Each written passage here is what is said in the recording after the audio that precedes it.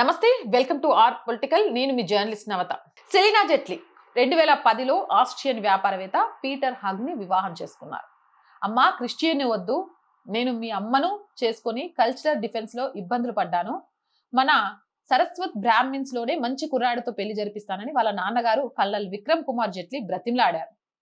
నీటికి కులం ఏంటి నాన్న, గాలికి మతం ఏంటి, ప్రేమ కూడా అంతే, వీటన్నిటికీ అతీతం నాన్న అంటూ కల్నల్ గారికి జ్ఞానబోధ చేసింది.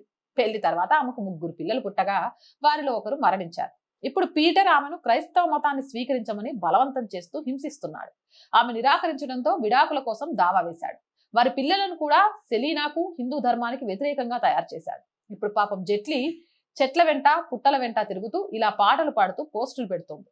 లవ్ జిహాద్ ఎంత డేంజరో లవ్ క్రుసైడ్ కూడా అంతే డేంజర్. హిందూ అమ్మాయిలు కళ్ళు తెరవండిగానైనా.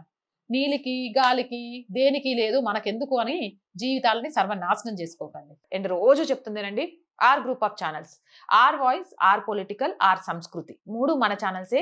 So please subscribe our channels. Content బాగుంది అనిపిస్తే లైక్ చేయండి, షేర్ చేయండి.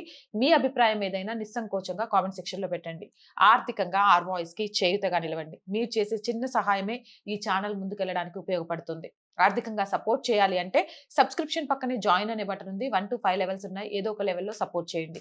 లేదా స్క్రీన్ మీద గూగుల్ పే, ఫోన్ పేతో పాటు అకౌంట్ డీటెయిల్స్ ఉన్నాయి. మీకు తోచిన సహాయాన్ని అందించండి.